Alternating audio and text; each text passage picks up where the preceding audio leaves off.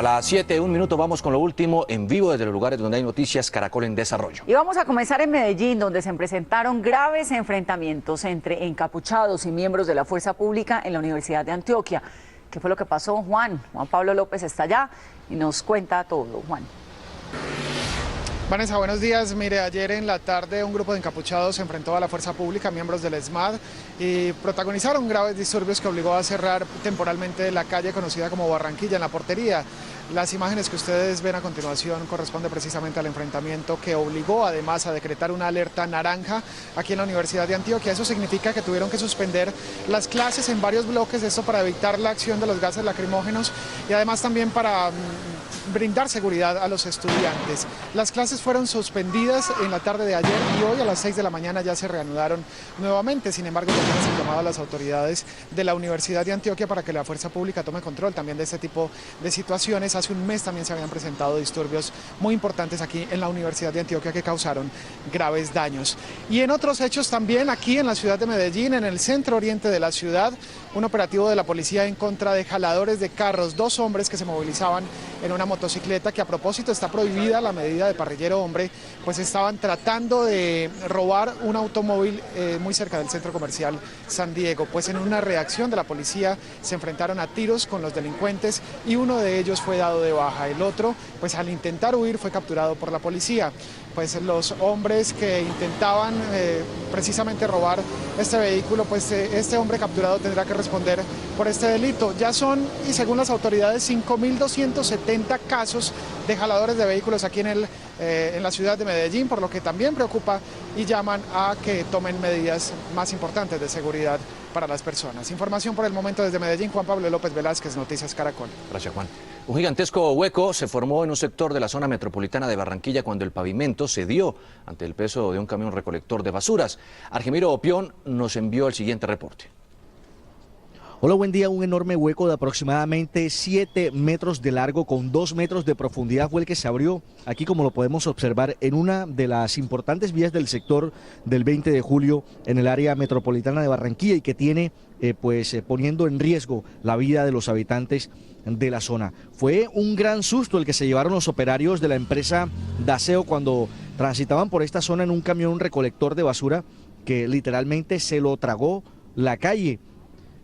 Aquí en el punto donde nos encontramos se están realizando en estos momentos trabajos del cambio de tubería de alcantarillado y lo que manifiestan los habitantes es que posiblemente pudo haberse tratado de eso, algún tubo roto que comenzó pues a salir agua debajo del pavimento y debilitó la estructura de la calle. Ariel Vega es uno de los habitantes. Ariel, ¿esto había ocurrido antes aquí en el barrio? Sí, señor, ya había ocurrido una cuadra más arriba. ¿Qué le piden ustedes a las autoridades? Que se hagan cargo y que estén muy pendientes de las calles porque por aquí transitan buses de servicio público y como ven es un peligro para la comunidad. Bueno, en estos momentos salen fuertes olores de aquí, de este enorme hueco que se ha abierto en la vía, por lo que los habitantes dicen que posiblemente se trate de problemas de alcantarillado. En el área metropolitana de Barranquilla, Argemiro Pión, Noticias Caracol. Argemiro, gracias. Y Juanita Gómez sigue de cerca el caso de la muerte de 6 personas en un club nocturno en Bogotá. Tiene lo último, Juanita, adelante. Lo último, Vanessa, es que se espera que en las próximas horas haya una nueva diligencia judicial por parte de la Fiscalía en este club nocturno. Esto con el fin de recolectar pruebas que hagan parte de las investigaciones que en este momento se están desarrollando. De otro lado, hoy se cumplirán las exequias de 3 de las víctimas hacia el mediodía. Son Nelly Caterín Rincón, Andrés Camilo Rincón y Gladys Patricia Torres. Muchas gracias a Juanita. Y en el sur de Bogotá sigue también Catalina Gómez para preguntarle de Cata qué es lo último a propósito de la fuga de un recluso que había sido llevado a una cita odontológica en ese sector. Adelante. Juan, mire, ya son estos los volantes que está repartiendo en este punto de la ciudad la Policía Metropolitana de Bogotá. Y es que según nos han informado las autoridades, se han recibido ayer cerca de 30...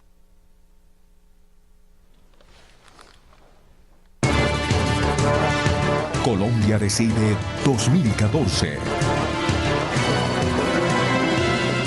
7:06 de la mañana. En las últimas horas se produjeron importantes movimientos políticos. Uno de ellos fue la designación de Carlos Fernando Galán como nuevo director de Cambio Radical, quien fue invitado al programa Última Edición de Noticias Caracol. La siguiente es la conversación que Galán sostuvo con nuestro director Luis Carlos Vélez. Doctor Galán, muchas gracias por estar con nosotros. ¿Y usted va a encabezar la lista al Senado por su partido? Buenas noches, Luis Carlos, un saludo a todos los televidentes. El partido me pidió que liderara el proceso como director del mismo durante esta etapa electoral que se inicia. También me ha pedido que yo lidere la lista, yo le acepté el primer punto y les pedí que me dieran un plazo de 15 días para analizar la propuesta que me han hecho de encabezar la lista y darles una decisión. Ahora, quisiéramos saber qué opina usted de la decisión del expresidente Uribe de encabezar también una lista al Senado en caso de que usted encabece la suya. Bueno, yo creo que para la democracia colombiana es muy sano que los diferentes sectores políticos, las diferentes tendencias que existen en Colombia tengan una representación en el Congreso. El presidente Uribe evidentemente representa una tendencia en el país de pensamiento político, de colombianos que, por ejemplo, no respaldan el proceso de paz, y en ese sentido me parece positivo que él participe, así como es positivo que participen sectores de centro o de izquierda. Entre más sectores participen, mejor será para la democracia colombiana. ¿Y cuál es la posición de ustedes de Cambio Radical ante una eventual reelección del presidente Santos? Pues Cambio Radical ha apoyado y mantiene el apoyo irrestricto al presidente Santos. Nosotros consideramos que si el presidente Santos decide en noviembre presentar su nombre otra vez a consideración de los colombianos, debemos acompañarlo. Nosotros tenemos ese plan, estamos comprometidos con él y creemos que hay que garantizar que las políticas que se han implementado sean o tengan una continuidad a partir del año 2014. Doctor Galán, aquí hay algo muy interesante y es que su hermano Juan Manuel va a estar en el Partido Liberal. ¿Cómo será enfrentarlo a él en otra esfera política cuando ustedes dos comparten, digamos, el mismo legado político de su padre? Bueno, primero habrá que tomar la decisión de mi aspiración, que espero sea en los próximos 15 días. Pero Luis Carlos, nosotros no hemos hecho política en el mismo partido. Juan Manuel decidió hacer política en el Partido Liberal desde hace más de 8 años. Yo estoy en Cambio Radical, hemos cada uno labrado su propio camino. Por ejemplo, no es la primera vez eventualmente donde estemos en esquinas contrarias. En el año 2011 yo fui candidato a la alcaldía de Bogotá por el partido Cambio Radical y Juan Manuel, como senador liberal, acompañó a David Luna. Entonces aquí lo importante, creo yo, es que haya respeto, haya comprensión y, como siempre ha sido hasta ahora, se mantenga por encima de todo la relación familiar que tenemos. Esta es otra noticia política muy importante. Anoche fue inaugurada la Fundación Buen Gobierno con la presencia del presidente Juan Manuel Santos. La Fundación Buen Gobierno tiene como objetivo recoger las voces de los colombianos frente a las políticas del actual gobierno. Por recomendación del propio presidente, nos impusimos también la meta de examinar dificultades de coyuntura, en donde muy rápidamente observaciones juiciosas de estos comités puedan ser atendidas por el gobierno.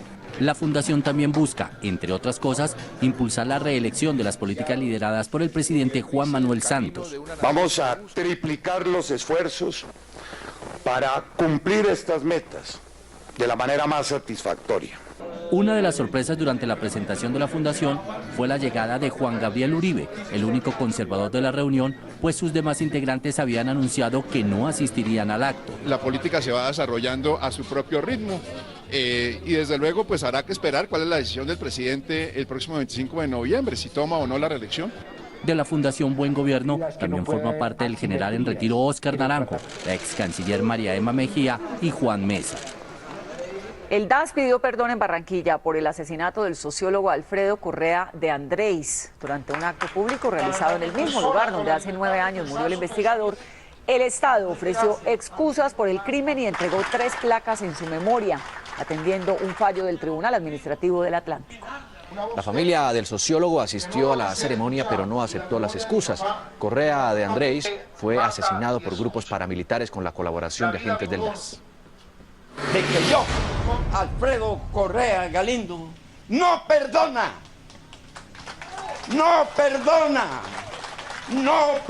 el asesinato de Alfredo Rafael Correa de Andrés, mi hijo. Gracias. Y pilas con esta información que a usted tal vez le interesa. Miles de morosos en el pago de impuestos ante la DIAN tendrán una última oportunidad para ponerse al día y además obtener grandes rebajas. Averiguamos con la directora de ingresos de esa entidad los detalles de esta jornada en la que se espera recaudar más de 2 billones de pesos. Según las cuentas de la DIAN, son 150.000 personas las que deben 2.4 billones de pesos de impuestos de renta y retención en la fuente. Pero, ¿por qué se atrasan los colombianos? La cultura probablemente de que nos olvidamos de la importancia que tiene pagar impuestos. Sí, porque son muy costosos y la gente no tiene plata, ¿no? Sin importar la razón, la DIAN dará una última oportunidad a los morosos que deban impuestos del año 2010 o anteriores. En Bogotá será del 23 al 26 de este mes en el Centro de Convenciones Gonzalo Jiménez de Quesada y en las 34 seccionales del 24 al 26. Van a estar allí los funcionarios dispuestos a ayudarle al ciudadano para liquidar cuánto debe pagar y ayudarles incluso a diligenciar los recibos de pago. A quienes acudan se les perdonará la multa y tendrán otros beneficios. Paga el 100% del impuesto que deba y solamente el 20% de los intereses y evite un proceso coactivo de cobro que incluye embargos a cuentas y va incluso hasta el remate de los bienes o propiedades que tenga. Para recibir estos beneficios, usted puede acudir desde ya a cualquier oficina de la DIAN o tramitar gratis mediante la página web una cita previa para la jornada especial de la próxima semana. Vamos ahora a nuestra mesa central de noticias con Mónica Jaramillo y lo que está pasando, Mónica. Juan Diego, 7 de la mañana, 14 minutos y hasta ahora hacemos un recuento de lo último. Está pasando en Noticias Caracol. Hoy en Otanche, Boyacá, será el sepelio de las 2 menores que murieron en el accidente de un bus el pasado lunes. Las honras fúnebres se harán en el parque del municipio boyacense para que familiares y amigos les den el último adiós. Sobrevivientes contaron que el exceso de velocidad habría sido la principal causa del accidente. Las comisiones primeras conjuntas del Congreso aprobaron en primer debate el proyecto de ley estatutaria que permite convocar a un referendo para avalar o no los posibles acuerdos de paz con las FARC en La Habana. El ministro de Justicia, Alfonso Gómez Méndez, aseguró que el gobierno tiene plena tranquilidad frente a la decisión porque las condiciones para que se adelante el referendo no beneficiarán a las FARC y se ajustarán a la Constitución. El presidente Juan Manuel Santos llega hoy a San Andrés, donde permanecerá por espacio de 2 días. El jefe de Estado escuchará a la comunidad de la isla y explicará los alcances de la decisión que tomó el gobierno frente al fallo de la Corte Internacional de Justicia de La Haya. 7:30 minutos de la mañana. Vamos ahora a nuestra mesa central de noticias para saber lo que está pasando con Mónica Jaramillo. Juan Diego, hacemos un recuento de lo último está pasando. Usted lo está viendo en Noticias Caracol. Está pasando en Noticias Caracol. En Putumayo fue dinamitado uno de los oleoductos de bombeo de crudo más importantes del sur del departamento. Las imágenes muestran la dimensión del atentado que produjo llamas de hasta 10 metros de altura. El derrame de combustible se extendió por varios kilómetros, lo que causó pánico entre la población. El cuerpo de bomberos de La Hormiga acudió al sitio para detener la conflagración. ¿Cómo? Avanzan los diálogos entre pilotos y directivos de Avianca, pero aún no se llega a un acuerdo definitivo. Hoy serán reactivadas las conversaciones entre el presidente de la compañía y representantes de los aviadores que permanecen en la operación Cero Trabajo Suplementario. Las reuniones han contado con el aval del gobierno nacional.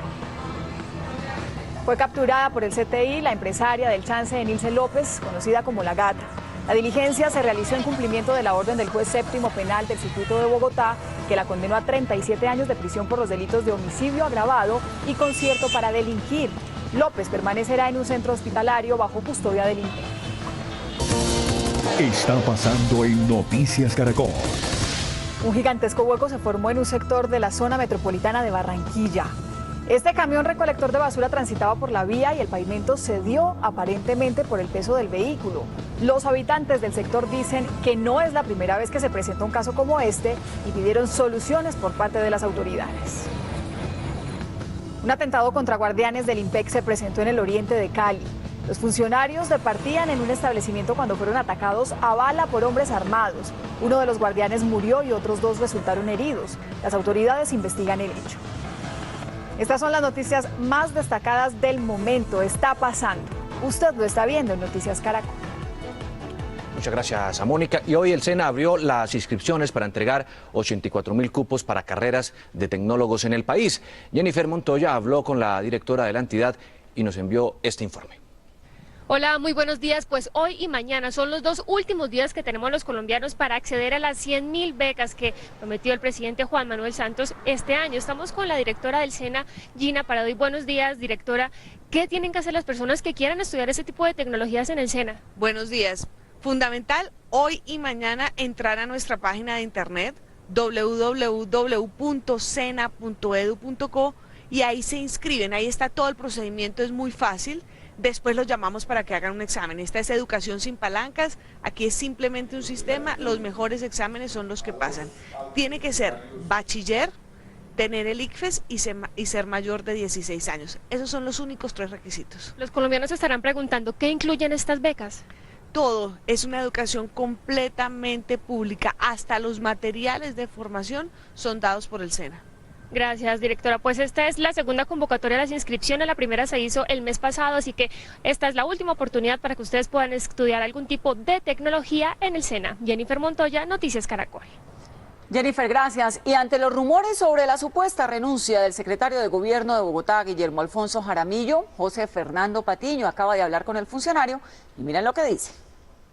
Compañeros televidentes, muy buenos días. Yo los saludo desde Ciudad Bolívar, donde hasta ahora el secretario de Gobierno adelanta un operativo de seguridad en la zona para garantizar la seguridad en este sector deprimido de la ciudad.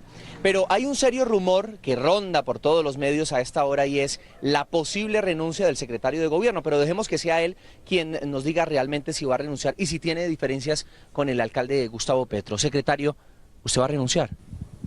Primero, no tengo ninguna diferencia con el señor alcalde. Mal haría yo tener diferencias si siempre nos hemos identificado en un propósito muy claro, que es el luchar por los desválidos y desposeídos de este país.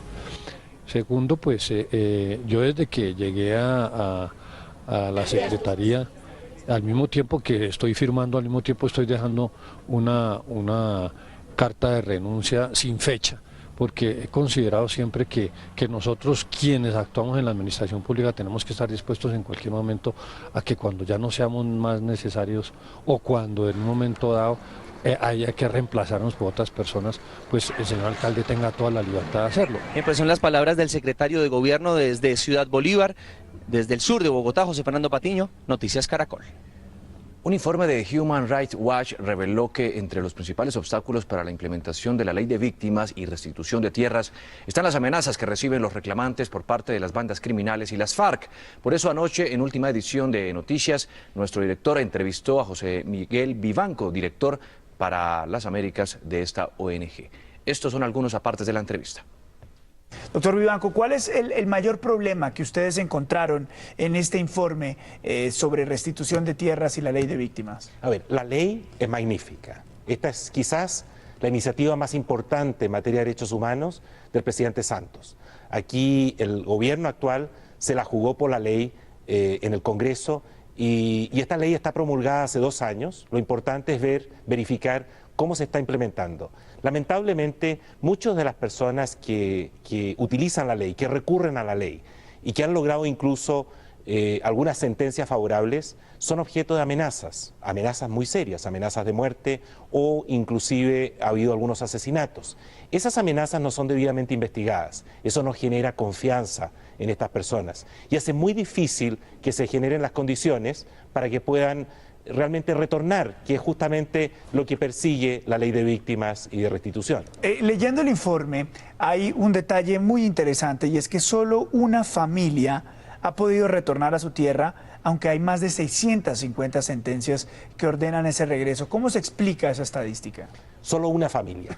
El resto, lamentablemente, son personas que o cultivan temporalmente las tierras y salen de inmediato por razones de inseguridad, o se trata de otros casos de personas que fueron desplazados, que lograron recuperar sus tierras y que gracias a esta ley, que es espléndida, han logrado conseguir la regularización de sus títulos. ¿Quiénes no están dejando que las víctimas vuelvan a sus casas? En buena parte esto se arrastra desde el desplazamiento forzado mismo, donde tienen responsabilidades la FARC, grupos paramilitares, BACRIM hoy día, son los que originaron el desplazamiento. Pero luego, a lo menos se estima en 2 millones de hectáreas, hay despojo de tierra, donde hay mafias o hay BACRIM o hay FARC que controlan esa zona y que cuando las familias se acercan y pretenden recuperar sus tierras, sus propiedades con dignidad, con el apoyo del Estado, claro, resulta que les amenazan y esas amenazas no son debidamente investigadas. En la memoria de los colombianos quedó grabado el proceso 8000 como uno de los más grandes y escandalosos de los últimos tiempos. Tenemos que recordar.